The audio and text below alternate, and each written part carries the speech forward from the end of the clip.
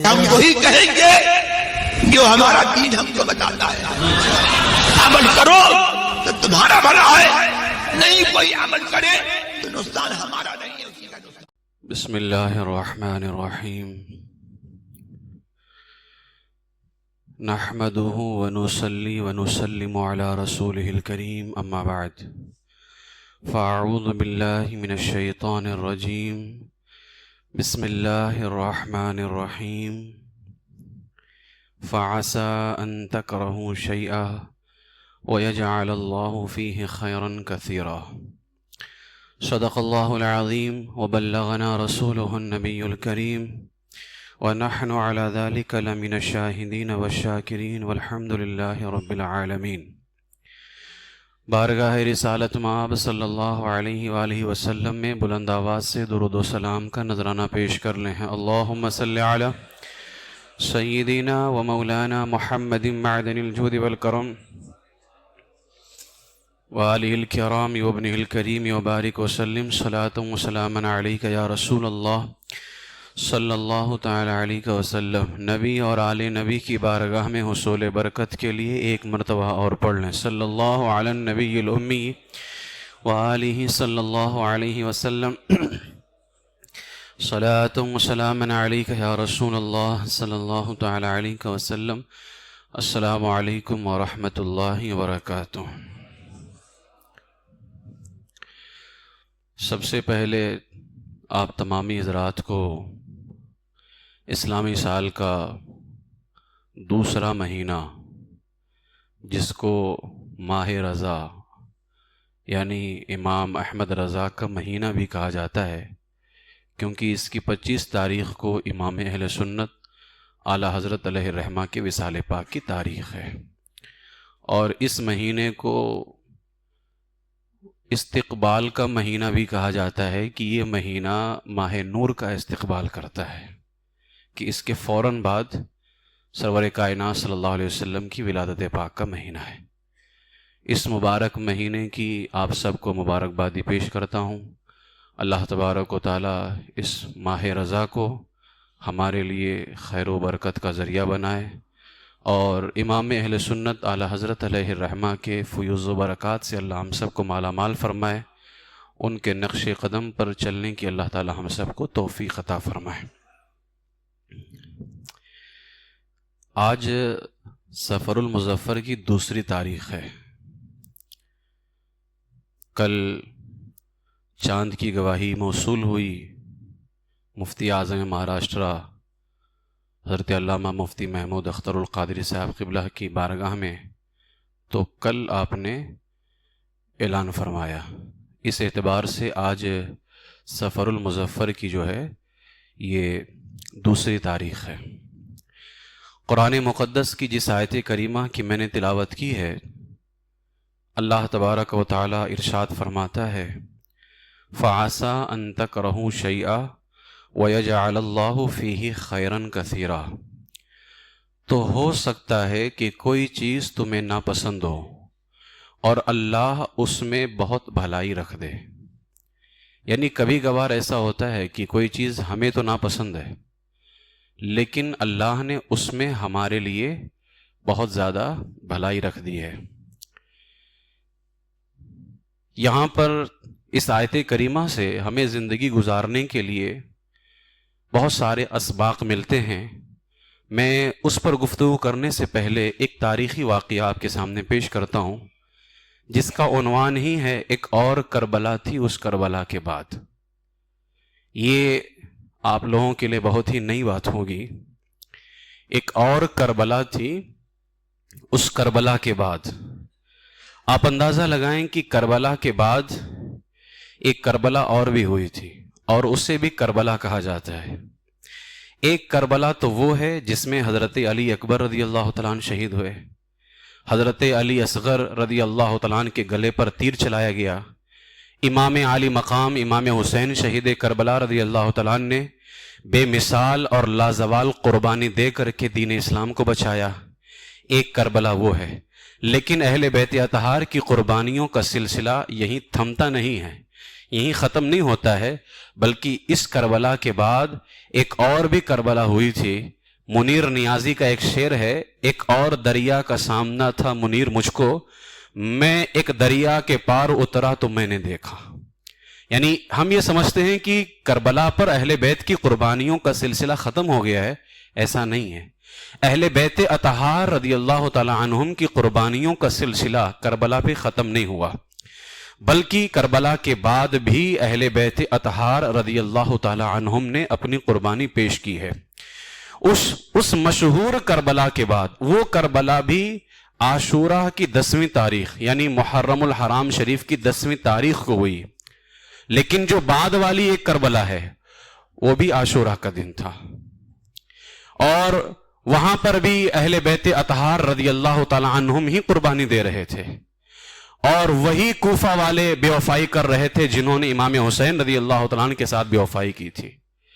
وہی یزیدی تخت حکومت، سب کچھ تھا، ظلم کا دور دورہ تھا، لیکن فرق تھا تو صرف تاریخ کا اور افراد کا۔ پہلے کربلا میں قربانی دینے والے امام حسین رضی اللہ تعالیٰ عنہ تھے، اور دوسری کربلا میں قربانی دینے والے آپ کے پوتے امام زین العابدین کے بیٹے حضرت امام زید شہید رضی اللہ تعالیٰ عنہ تھے۔ یعنی فرد کیا فرق ہے، وہاں پر امام حسین ہیں اور دوسری کربلا میں امام زید شہید رضی اللہ تعالیٰ عنہ جو امام زین العابدین کے بیٹے ہیں۔ یعنی وہاں پر دادا قربانی دے رہے تھے اور دوسری کربلا میں آپ کے پوتے قربانی دے رہے تھے۔ پہلے کربلا میں اور دوسرے کربلا میں فرق یہ ہے کہ پہلے کربلا کا گورنر ابن زیاد تھا اور دوسری کربلا کا گورنر حجاج ابن یوسف تھا۔ پہلے اور دوسرے کربلا میں فرق یہ ہے کہ پہلے والے کربلا میں حکومت پر بیٹھا ہوا یزید جیسا خبیث انسان تھا، اور دوسری کربلا میں بیٹھا ہوا ہشام بن عبد الملک تھا۔ یہ عبد الملک کون؟ یہ مروان کا بیٹا، اس کا بیٹا ہشام تھا۔ تو یہ دوسرے اور پہلے کربلا میں کچھ افراد کا اور تاریخ کا فرق ہے۔ اب یہ واقعہ کیا ہوا تھا، حضرت زید بن علی، اصل میں آج عنوان تو میرا ہے آزمائشیں کیوں آتی ہیں، لیکن آزمائشیں آتی کیوں ہیں اس زمرے میں میں پہلا واقعہ امام زید شہید کا اس لیے پیش کر رہا ہوں کیونکہ آج 2 سفر ہے، اور 2 سفر کو حضرت امام زید شہید رضی اللہ تعالیٰ عنہ کی شہادت کی تاریخ ہے۔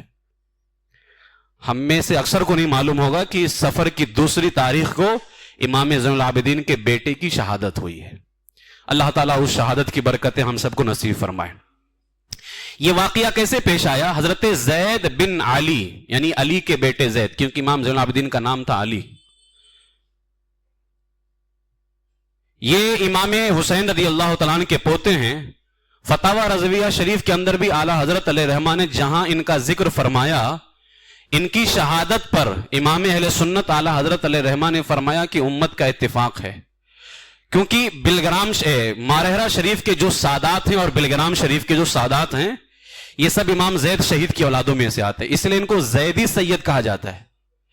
اعلیٰ حضرت کا جو پیر خانہ ہے، یعنی ہم جس خانوادے سے مرید ہیں وہ خانوادہ بھی زیدی سیدوں کا ہے، یعنی ہمیں نسبت حاصل ہے حضرت سیدنا امام زید شہید رضی اللہ تعالیٰ عنہ سے کہ ہم ان کے غلاموں میں شامل ہوتے ہیں۔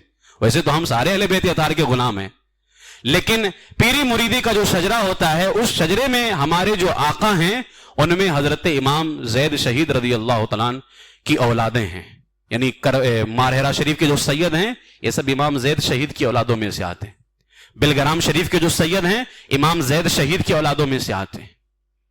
پھر سرکار غوث پاک سرکار غریب نواز یہ امام زین العابدین کے بیٹے امام باقر کی اولادوں میں سے آتے ہیں لوگ۔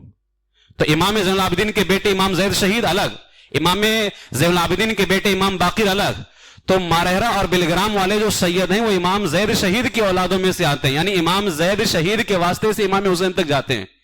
باقی سرکار غوث پاک رضی اللہ تعالیٰ عنہ، سرکار غریب نواز رضی اللہ تعالیٰ عنہ، یہ سب امام باقر رضی اللہ تعالیٰ عنہ کے واسطے سے پھر حضرت امام زین العابدین امام حسین مولا علی رضی اللہ تعالیٰ عنہ تک پھر جاتے ہیں۔ سیدنا امام زید شہید رضی اللہ تعالیٰ عنہ بہت ہی بڑے عالم دین، مفسر قرآن، محدث تھے۔ کروڑوں حنفیوں کے امام امام اعظم ابو حنیفہ رضی اللہ تعالیٰ عنہ امام زید شہید کے شاگرد ہیں، یعنی آپ اندازہ لگائیں امام زید شہید رضی اللہ تعالیٰ عنہ کا مقام کوئی معمولی نہیں ہے۔ دنیا میں جس امام کی سب سے زیادہ پیروی کی جاتی ہے یعنی امام اعظم ابو حنیفہ رضی اللہ تعالیٰ عنہ، اور ہم سب انہی کے مقلد ہیں۔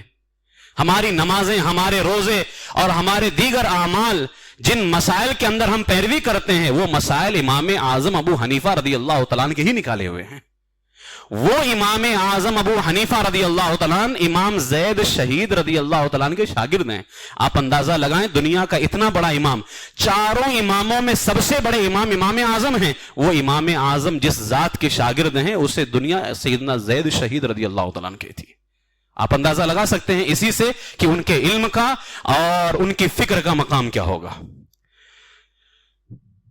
سیدنا زید شہید رضی اللہ تعالیٰ عنہ سرکار صلی اللہ علیہ وسلم کے محبوب ہیں. آپ نے ایک صحابی کا نام سنا ہوگا، حضرت زید بن حارثہ رضی اللہ تعالیٰ عنہ. زید بن حارثہ یہ سرکار صلی اللہ علیہ وسلم کے منہ بولے بیٹے تھے، ہے نا.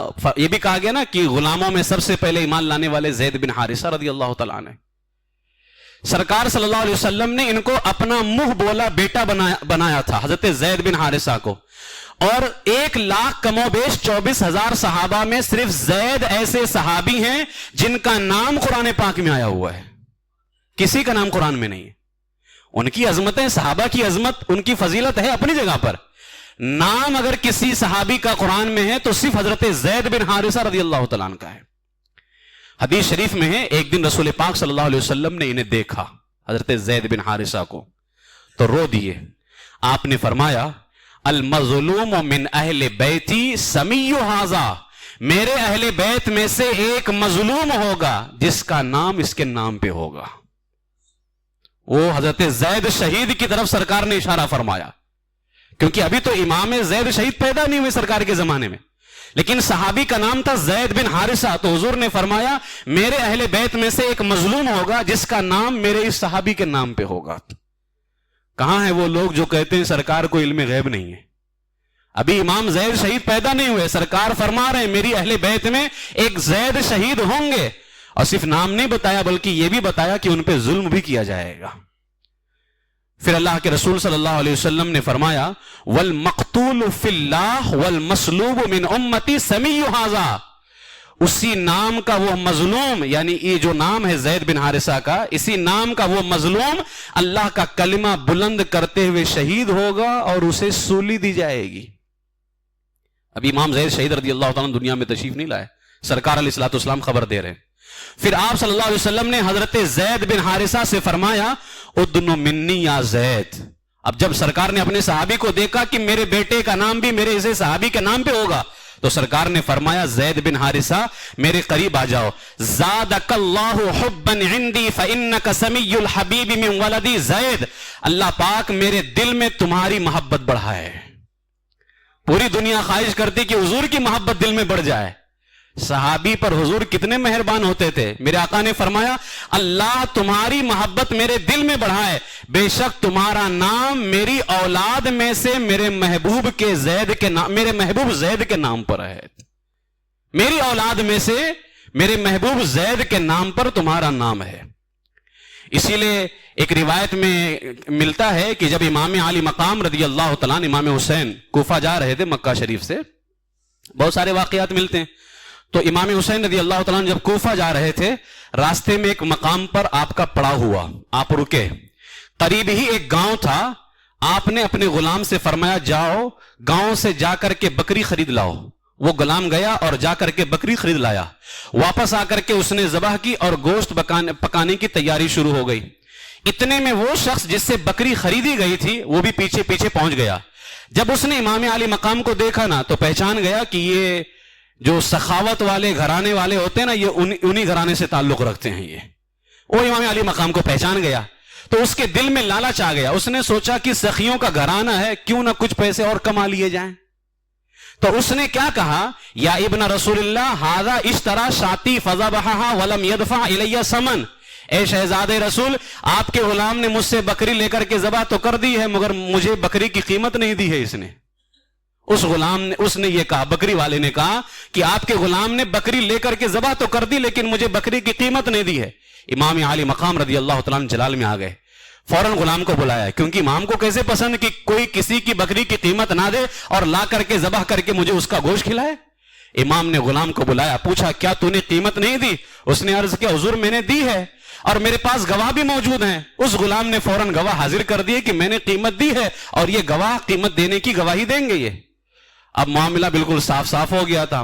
اب وہ بندہ جو بالکل صرف پیسہ بٹورنا چاہتا تھا, پیسہ کچھ اور لینا چاہتا تھا, کہ دیکھا کہ سخیوں کا گھرانہ ہے تو کچھ پیسے مل ہی جائیں گے, تو وہ پھنس گیا. اس نے عرض کیا, حضور میں نے دیکھا کہ آپ شہزادے رسول ہیں, سخاوت ہی فرمائیں گے, اس لیے لالچ میں الزام لگا بیٹھا کہ میں الزام لگا دیتا ہوں, آپ سخیوں کا گھرانے سے تعلق رکھتے ہیں, کچھ نہ کچھ تو دے ہی دیں گے. یہ سن کر کے امام عالی مقام کو ترس آ گیا اس کے اوپر. یعنی اس نے الزام تو لگایا لیکن اس نے نبی کے گھرانے کو سخیوں کا گھرانہ بھی کہا ہے. اس کی یہ ادا امام حسین کو پسند آ گئی. تو آپ نے فرمایا ایک کام کرو, اس کو اضافی رقم دے دو, اور اس کو اضافی رقم دے دو. امام علی مقام نے اس سے پوچھا بکری والے سے, تیرا نام کیا ہے؟ وہ کہنے لگا زید. اب امام حسین کے پوتے کا نام بھی زید ہونے والا تھا. تو جب اس نے کہا نا میرا نام زید ہے, تو پہلے چونکہ اس کا جھوٹ پکڑا جا چکا تھا اس لیے اس نے ڈائریکٹ نہیں کہا میرا نام زید ہے.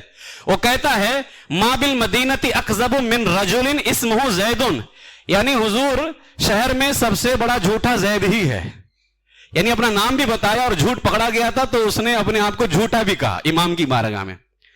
تو امام علی مقام رضی اللہ تعالیٰ نے اس کی بات سن کر کے مسکرا دیا اور فرمایا یا بنی لا تعیرہ باسمہ, اے میرے بیٹے لفظ زید استعمال کر کے اس کی برائی مت کرو. یعنی تم یہ مت کہو کہ وہ شہر میں جو سب سے بڑا جھوٹا زید ہے. امام نے فرمایا زید بول کر کے اس کی برائی مت کرو. یہ کہنے کے بعد امام حسین نے اس کو ایک حدیث شریف سنائی اور فرمایا میرے والد محترم جو مسلمانوں کے چوتھے خلیفہ مولا علی رضی اللہ تعالیٰ نے مجھے حدیث بیان کی کہ اے میرے بیٹے حسین, ان قریب ہماری اولاد میں سے زید نامی ایک شخص ہوگا, وہ بھی اپنے وقت کے یزید کے سامنے کلمہ حق بلند کرے گا, پھر بے دردی کے ساتھ شہید کر دیا جائے گا. فلا یبقى فی السماء ملک مقرب ولا نبی مرسل الا تلقى روحه لیرفعه اہل کل سماء الى سماء. حضرت مولا علی فرماتے ہیں جب حضرت زید کو شہید کیا جائے گا تو آسمان کے سب مقرب فرشتے, سبھی انبیاء کرام علیہم السلام میرے بیٹے زید کی روح کے استقبال کے لیے تشریف لائیں گے اور میرے بیٹے زید کی روح کو آسمانوں کی طرف اٹھا لیا جائے گا.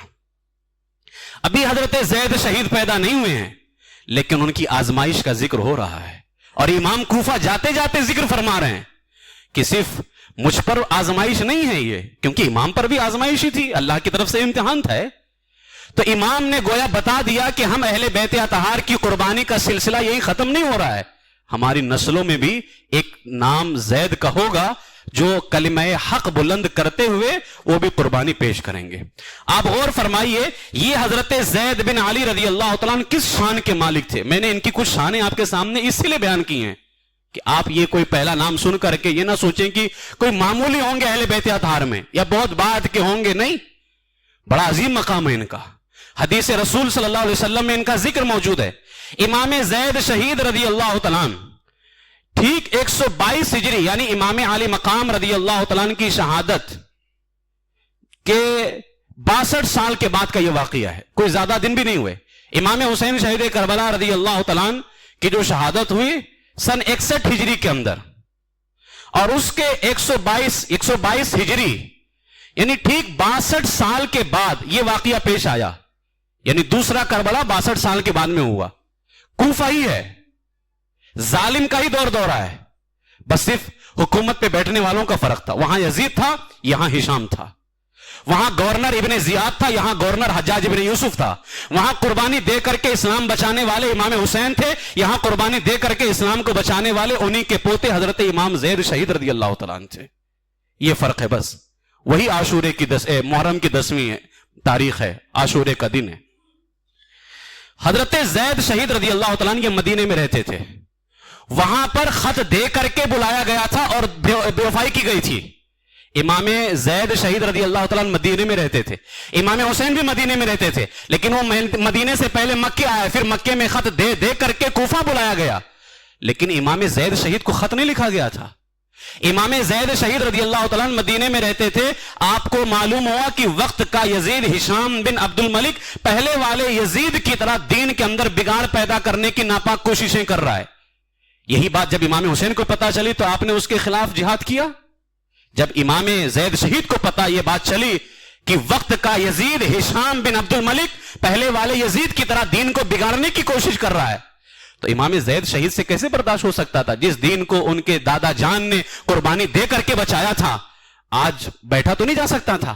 امام زید شہید رضی اللہ تعالیٰ نے فرمایا واللہ انی لاستحی من رسول اللہ اذا لقیتہ ولم آمر امتہ بالمعروف ولم انہاہم عن المنکر. اللہ کی قسم میں اس بات سے حیا کرتا ہوں کہ امت کو نیکی کی دعوت دیے بغیر, برائی سے منع کیے بغیر میں اپنے نانا جان کے سامنے چلا جاؤں.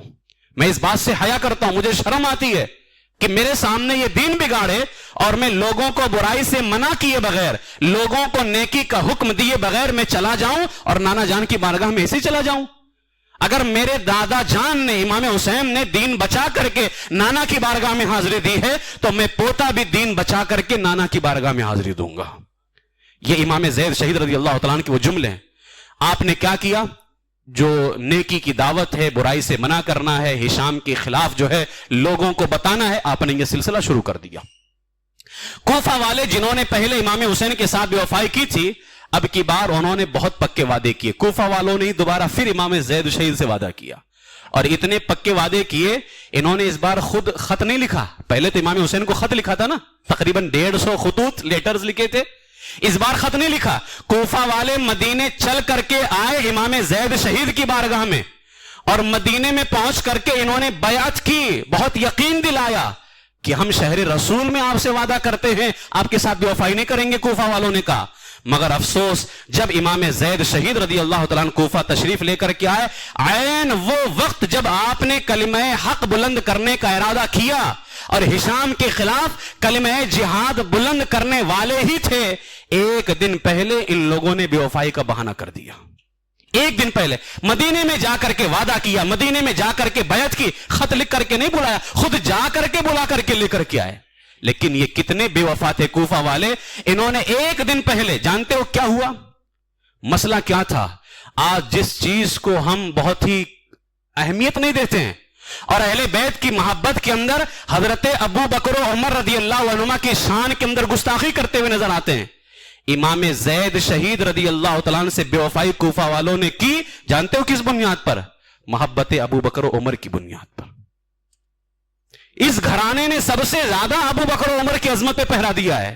آج ہمیں کتنا زیادہ دینا چاہیے, لیکن افسوس یہ ہوتا ہے کچھ نام نہاد خبیث قسم کے مولائی اہل بیت کا نام لیتے ہیں اور حضرت ابو بکر و عمر کی شان میں گستاخیاں کرتے ہیں. وہ سن لو حضرت امام زید شہید کی شہادت کیسے ہوئی تھی. کوفہ والے مدینے جا کر کے بلا کر کے لے کر کے آئے, لیکن جب آپ مدینے کوفہ میں پہنچے, ایک دن پہلے ان لوگوں نے آ کر کے حضرت زید شہید سے کہا, آپ حضرت ابو بکر عمر کے متعلق کیا عقیدہ رکھتے ہیں؟ کوفہ والوں نے آ کر کے پوچھا, آپ ابو بکر عمر کے متعلق کیا عقیدہ رکھتے ہیں؟ قربان جائیں امام زید شہید رضی اللہ تعالیٰ عنہ کی عظمتوں پر. آپ نے اہل سنت پہ پہرا دیا, اہل سنت و جماعت جس کو اس زمانے میں پہچان کے لیے مسلک اعلی حضرت کہا جاتا ہے. امام زید شہید نے اہل سنت و جماعت پہ پہرا دیا اور فرمایا, تم ان کی بات کرتے ہو, اتولاہما وابرأ مما یبرأہما, فرماتے میں ابو بکر و عمر سے صرف محبت ہی نہیں کرتا ہوں, ان کے دشمنوں سے دشمنی بھی رکھتا ہوں. صرف محبت نہیں کرتا ابو بکر عمر سے, جیسے آج کل بہت سارے مولائی کہتے ہیں ہم تو پیار کرتے ہیں اور شیعوں کی گود میں جا کر کے بیٹھتے ہیں. امام زید شہید نے فرمایا تم ان کی بات کرتے ہو, میں زید شہید صرف ابو بکر عمر سے پیار ہی نہیں کرتا, ابو بکر عمر کے دشمنوں سے دشمنی رکھتا ہوں. صرف امام زید شہید نے اپنا عقیدہ بیان کیا تھا. آج سچا عقیدہ بیان کرنے پر ہمیں بھی ستایا جاتا ہے. میرے عزیزو, یہ اہل بیت اطہار کی قربانی کا سبق ہے. ہمیں اپنے عقیدے کو بیان کرنا چاہیے. آزمائشیں آئیں گی, کیا جنت فری میں مل جائے گی؟ کیا جنت یوں ہی مل جاتی ہے کسی کو؟ حضرت امام زید شہید جن کی بیعت مدینے میں جا کر کے کوفہ والوں نے کی, بلا کر کے لے کر کے پکے وعدے کیے, لیکن بس امام زید شہید نے اپنا عقیدہ بیان کر دیا تھا کہ میں ابو بکر و عمر سے صرف پیار ہی نہیں کرتا, ان کے دشمنوں سے دشمنی بھی رکھتا ہوں. کوفہ والوں نے جب جواب سنا تو بولے ہم آپ کے ساتھ نہیں چل سکتے. یہ ہے بے وفائی. ہم آپ کے ساتھ نہیں چل سکتے. یہ کہہ کر کے سب نے اپنے وعدے توڑ دیے, عین وقت پر بے وفائی کر دی. اب حضرت زید کے ساتھ صرف 200 آدمی باقی رہ گئے تھے, بس صرف 200 آدمی. وہی محرم کی 10ویں تاریخ 10واں دن تھا. یوسف بن عمر, جس کو حجاج یوسف کہتے ہیں, ظالم, بہت بڑا ظالم, جس نے ہزاروں کی تعداد میں تابعی کو شہید کیا ہے. حجاج بن یوسف, وہی 10ویں تاریخ ہے. اہل سنت کو بچانے کے لیے 10ویں کو امام حسین نے بھی قربانی دی تھی, اور آج 122 ہجری کے اندر اہل سنت کو بچانے کے لیے میرے آقا امام حسین کے پوتے بھی قربانی دے رہے ہیں. میرے عزیزو, اہل سنت کی حفاظت کرنا یہ ہر غیر نتھو کی بات نہیں ہے. اہل سنت کی حفاظت وہی کرے گا جو حقیقت میں اہل بیت اطہار سے محبت کرتا ہوگا. اب آپ کے سامنے یہ تاریخیں جا کر کے پڑھ لیں. حضرت زید شہید کو شہید کرنے کی وجہ صرف یہ بنی کہ ان کا پیار ابو بکر و عمر کے ساتھ میں تھا, اور شیعوں کو یہی تو پسند نہیں ہے. ان کو یہی بات پسند نہیں ہے کہ کوئی ابو بکر و عمر سے پیار کرے, لیکن قربان اہل بیت اطہار کی عظمتوں پر انہوں نے ابو بکر و عمر کی عظمت پہ پہرا دیا ہے. امام زید شہید رضی اللہ تعالیٰ عنہ کی شہادت کا وقت آیا. حجاج یوسف نے امام عالی مقام کے پوتے امام زید شہید رضی اللہ تعالیٰ عنہ کو بے دردی کے ساتھ شہید کیا. اور اس بدنصیب نے ایک اور ظلم جو کمایا نا, وہ یہ تھا کہ حضرت زید شہید کے ساتھیوں نے آپ کو کسی محفوظ جگہ پر شہادت کے بعد دفن کر دیا. جیسے یزید نے بھی امام حسین کو شہید کرنے کے بعد اور بہت زیادہ بدنصیبی کمائی کہ مکے پہ حملہ کیا, مدینے میں گھوڑے بندوائے, ہے نا, یہ سب یزید نے کربلا کے بعد کیا تھا. حجاج ابن یوسف نے یہی کیا. اس نے شہید کرنے کے بعد جب آپ کے ساتھیوں نے آپ کے جسم پاک کو کسی محفوظ جگہ دفن کر دیا نا, تو حجاج بن یوسف نے جانتے ہیں کیا کیا؟ حضرت زید کے ساتھیوں نے جب آپ کو محفوظ جگہ دفن کر دیا تو ان کو چین نہ آیا. یوسف بن عمر نے آپ کا مزار پاک ڈھونڈا, جسم پاک کو نکالا اور کوفے کے چوراہے میں لٹکا دیا.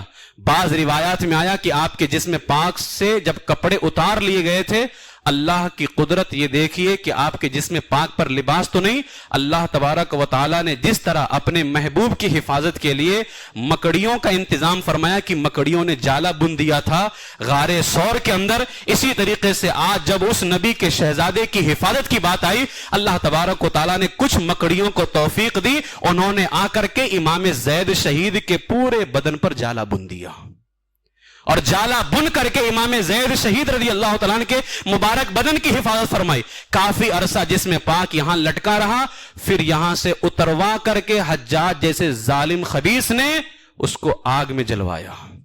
انا للہ و انا الیہ راجعون. اسی لیے علامہ حسن فرماتے ہیں, گھر لٹانا جان دینا کوئی تم سے سیکھ لے, جان عالم ہو فدائے خاندان اہل بیت. میرے عزیزو, وقت کافی ہو رہا ہے. آج کی گفتگو سے فقیر قادری صرف یہی پیغام دینا چاہے گا, اہل سنت و جماعت کی حفاظت کرنا, اہل سنت و جماعت پہ پہرا دینا. امام اہل سنت اعلی حضرت علیہ رحمہ کا یہ مہینہ شروع ہوا ہے, اس عنوان کو اپنانے کا مقصد یہی تھا کہ آخر اعلی حضرت نے اہل سنت کے حوالے سے اتنی سختی کیوں کی. کیا وجہ ہے کہ امام احمد رضا نے اپنے گھر کے راشن کی بھی فکر نہیں کی. اعلی حضرت کے گھر کا خرچہ علامہ حسن اعلی حضرت کے چھوٹے بھائی چلاتے ہیں, 24 گھنٹے میں سے صرف 2 گھنٹہ آرام کرنے کا نکالتے ہیں. آپ کے بارے میں آتا ہے کہ آپ فرماتے ہیں دونوں ہاتھ سے لکھ کر کے دین کی خدمت کی, اور اعلی حضرت فرماتے ہیں اگر پاؤں سے لکھنا جائز ہوتا تو احمد رضا پاؤں سے بھی لکھ کر کے دین کی خدمت کرتا. کیا وجہ ہے کہ امام احمد رضا نے اتنی زیادہ اہل سنت و جماعت کے حوالے سے سختی کی اور بد مذہبوں کو نہیں چھوڑا, اور ڈنکے کی چوٹ پہ امام احمد رضا نے فرمایا شرک ٹھہرے جس میں تعظیم نبی, اس برے مذہب پہ لعنت کیجیے. کیا وجہ ہے؟ کیونکہ امام اہل سنت کے سامنے اہل بیت اطہار کی پوری زندگی تھی. کہ امام زید شہید رضی اللہ تعالیٰ نے یہ نہیں دیکھا انہوں نے ہماری بیعت کی ہے, ہم سے مرید ہوئے ہیں, ہمارے ہاتھوں کو چوما ہے, ہمارے پاؤں کو چاٹا ہے, ہم سے محبت کا دعویٰ کرتے ہیں. آج کسی پیر صاحب سے یا عالم سے کوئی محبت کا دعویٰ کر لے, اب وہ محبت کرنے والا لاکھ داندلی کرتا رہے, کچھ نہیں کہنا ہے, کیوں؟ ہم سے محبت کرتا ہے. اس کی محبت پہ لعنت ہو. اگر تم جیسے لوگ مولوی یا پیر کہلانے والے ہاتھ چومو اور چٹوا کر کے وہ جو ہاتھ چومنے والا ہے اہل سنت کے خلاف بیان بازی دے رہا ہے. ابھی چند دنوں پہلے کچوچا شریف کی سرزمین پر ایک بندے نے معاذ اللہ اہل بیت اطہار کے خلاف جو ہے اس نے ایسی بیان بازی کی ہے, اور صحابہ کرام رضی اللہ تعالیٰ عنہ میں حضرت ابو بکر و عمر رضی اللہ تعالیٰ عنہ کے حوالے سے یہ کہا کہ معاذ اللہ صدوار معاذ اللہ ابو بکر خلیفہ بن گئے اور مولا علی نے بس اس کو قربان کر دیا تھا. اس نے گویا معاذ اللہ شیعوں کی بات کی کہ شیعہ بھی یہی کہتے ہیں حق مولا علی کا تھا, لیکن ابو بکر بن گئے تو مولا علی نے قبول کر لیا تھا. یہ تمہارے اوپر لعنت ہے, اللہ کی مار ہے. حق مولا علی کا نہیں تھا, رسول اللہ کے بعد خلیفہ بننے کا حق صرف اور صرف ابو بکر صدیق رضی اللہ تعالیٰ عنہ کو تھا. اور وہاں پر بیٹھ کر کے جو ہے منبر و محراب پر وہ دیکھنے کے بعد مجھے پتا چلا آج کل پیر کتنے جاہل ہوتے ہیں, کتنے جاہل ہوتے ہیں. داد و تحسین سے نوازا جا رہا, انشاءاللہ تعالیٰ اس کا مکمل جو ہے میں تجزیہ کروں گا, اور خلافت صدیق اکبر رضی اللہ تعالیٰ عنہ پر مکمل دلائل اور مکمل حوالہ جات کی روشنی کے اندر انشاءاللہ تعالیٰ اس بدذات کا میں رد کروں گا جس بندے نے مولا علی پر بھی الزام لگایا کہ مولا علی جو ہے خلافت کو پسند کرتے تھے. معاذ اللہ کسی صحابی کے دل میں دنیا کی کسی عہدے یا دنیا کی کسی حکومت کی چاہت ہی نہیں تھی, کوئی چاہت نہیں تھی. لہٰذا میرے عزیزو, اہل سنت و جماعت کی حفاظت کے لیے اپنے آپ کو ہمیشہ پیش کرو. آزمائشیں آئیں گی, امتحان ہوں گے, اللہ تبارک و تعالیٰ اس کے اندر ہمیں کامیابی عطا فرمائے گا. اہل بیت اطہار رضی اللہ تعالیٰ عنہم کی قربانی اسی لیے ہوئی ہے کہ اہل سنت کی حفاظت کی جائے. اللہ تبارک و تعالیٰ اہل سنت و جماعت کی خدمت کی ہمیں توفیق عطا فرمائے. امام اہل سنت اعلیٰ حضرت علیہ الرحمہ کے مشن پر, امام اہل سنت اعلیٰ حضرت علیہ الرحمہ کے طریقے پر چلتے ہوئے ہمیں بھی اہل بیت اطہار رضی اللہ تعالیٰ عنہم جیسی خدمت کی توفیق عطا فرمائے. اور اللہ تعالیٰ اہل سنت و جماعت کا کام ہماری ذات سے لے, مرتے دم تک اہل سنت و جماعت کی خدمت کی اللہ تعالیٰ ہمیں توفیق عطا فرمائے, ایمان پر زندہ رکھے اور ایمان ہی پر خاتمہ بالخیر فرمائے. وآخر دعوایا ان الحمدللہ رب العالمین.